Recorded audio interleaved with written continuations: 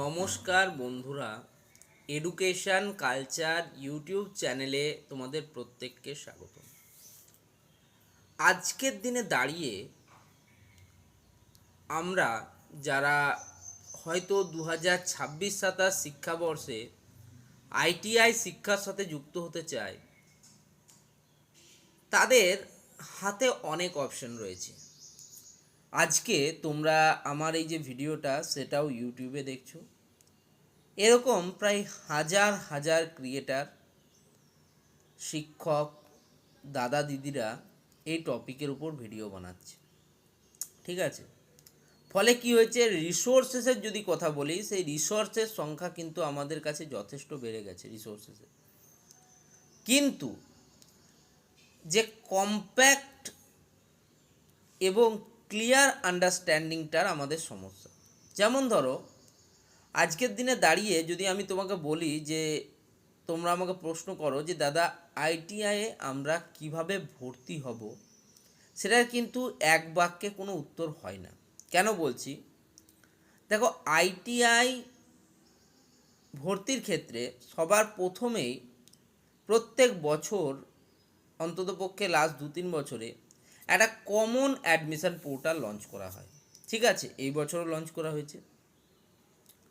সেই common admission পোর্টালে যখন ফর্ম ফিল আপও শুরু হয়নি, একটা রেজিস্ট্রেশন হয়, স্টুডেন্ট রেজিস্ট্রেশন।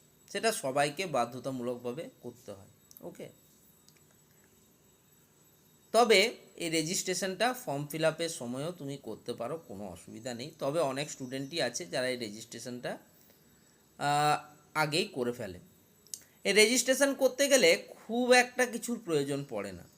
তোমার নাম, তোমার বাবার নাম, তোমার মায়ের নাম, তোমার ডেট অফ বার্থ, তোমার জেন্ডার, তোমার অ্যাড্রেস, এগুলোই কিন্তু লাগে, ওকে। এবং অবশ্যই একটা অ্যাক্টিভ মোবাইল এবং নাম্বার এবং মেল আইডি, ঠিক আছে, যাতে তোমাকে কিন্তু তোমার সাথে কমিউনিকেট করা যায়, এইটুকু লাগে।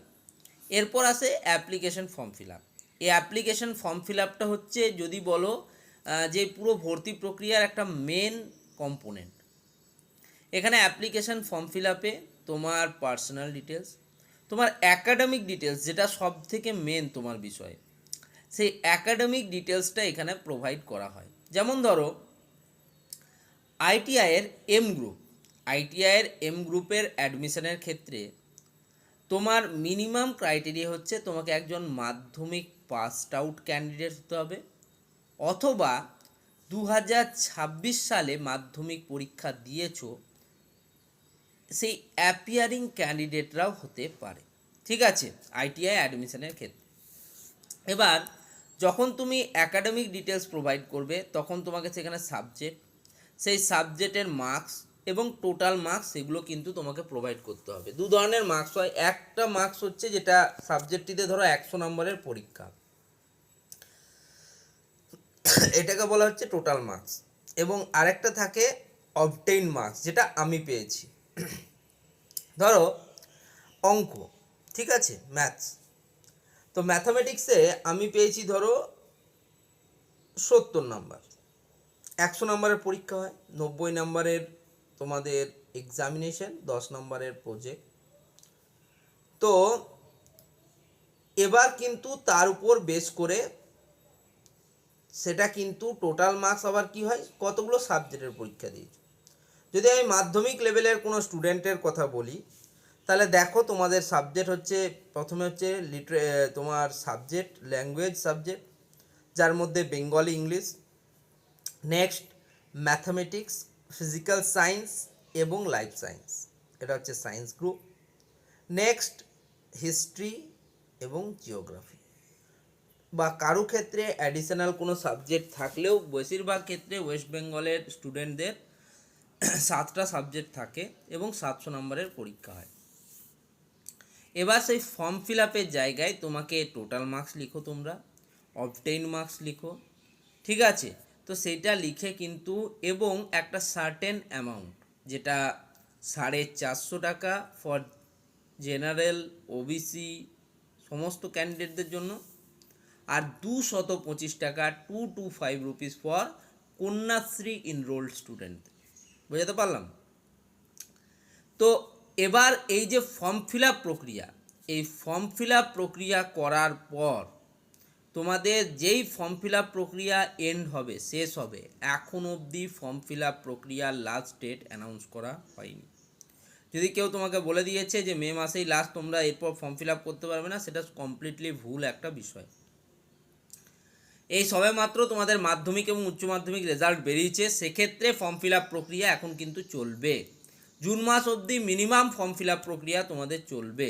ওকে, তো এই যে তোমাদের রেজিস্ট্রেশন, এই যে তোমাদের ফর্ম ফিল আপ, এই রেজিস্ট্রেশন এবং ফর্ম ফিল আপের পর তোমাদের যে প্রসেসটা হয় সেটা হচ্ছে merit list preparation.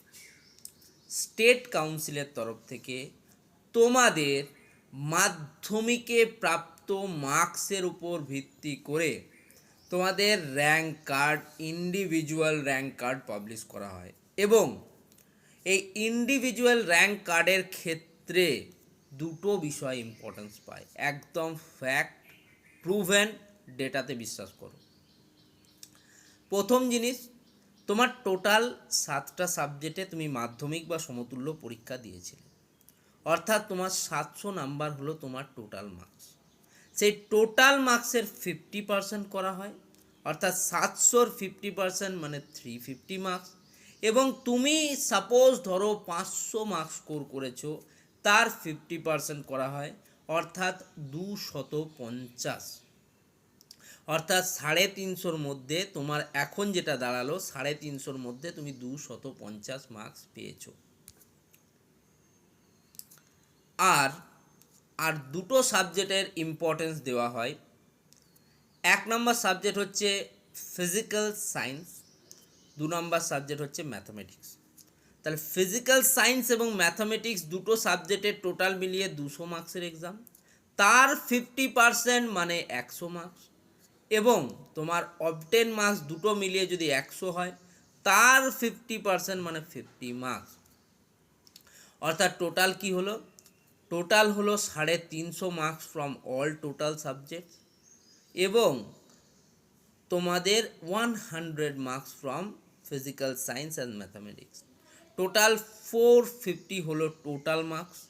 Obtain marks হলো কত? 250 প্লাস 50, 300। ওকে, তার মানে 450-তে তোমার হলো 300। এটাকে ক্যালকুলেট করা হয় ইন্টু 100 দিয়ে, পার্সেন্টেজ ক্যালকুলেশন করা হয়, এবং তারপর যে প্রবাবিলিটি বা পারমুটেশন কম্বিনেশনসগুলো হয় তার উপরে ভিত্তি করে র্যাঙ্ক কার্ড পাবলিশ করা হয়। এটা একদম ভেতরের কথা, ব্রিফ কথা বললাম। ওকে, কোথায় পাবে এই কথাটা? তা আপনি মিথ্যা বললেন, আপনি ভুল বললেন। ইতিমধ্যেই West Bengal state council of vocational ট্রেনিংয়ের তরফ থেকে আইটিআইয়ের এবছরের ইনফরমেশান ব্রাউচার পাবলিশ হয়েছে। সেই ইনফরমেশান ব্রাউচারের মধ্যে আমি যে কথাগুলো বললাম পাই টু পাই লেখা আছে। যদি বিশ্বাস না হয়, আমি পয়েন্টটাকে হাইলাইট করে দেখিয়ে তারপরে তোমাদের বোঝাবো, এইটুকু আমার কাজ। ওকে, নেক্সট, এই যে মেরিট লিস্ট বা র্যাঙ্ক কার্ড তৈরি হলো, এর পরেই হয় শুরু আসল খেলা, যেটাকে বলা হয় কাউন্সিলিং প্রক্রিয়া। এই কাউন্সিলিং প্রক্রিয়া কি, কেন করব কাউন্সিলিং, কিভাবে করব কাউন্সিলিং, কাউন্সিলিং না করলে কি আমার ভর্তি হবে না, এই প্রশ্নগুলো অনেক স্টুডেন্টের। তো এই কাউন্সিলিং নিয়ে যদি আমি কথা বলি, তাহলে তার কিছু ধাপ আছে, যেমন choice filling, choice locking, allotment, spot counselling, first phase counselling, ঠিক আছে, ডকুমেন্ট ভেরিফিকেশান, আরও প্রচুর কিছু। ফলে একটা ভিডিওতে এই টপিকটা কভার করা আমার কেন যে কোনো মানুষের পক্ষে সম্ভব হবে না। সেই জন্য আমি তোমাদের কাছে ক্ষমা চেয়ে নিচ্ছি যে এই ভিডিওতে আমি কমপ্লিট অ্যানালিসিস দিতে পারলাম না। তোমরা চ্যানেলের সাথে যুক্ত থাকো, পর আমি কিন্তু এই বিষয়গুলো নিয়ে কথা বলবো। তবে তোমাদেরকে বলবো একদম প্রুভেন, একদম রিটেন এবং ভ্যারিফাইড ডেটা ছাড়া বিশ্বাস করবে না, এমনকি আমার কথাতেও না। ধন্যবাদ সকলকে, ভালো থেকো, সুস্থ থাকো, ভিডিওটা বন্ধুদের মধ্যে শেয়ার করো অবশ্যই।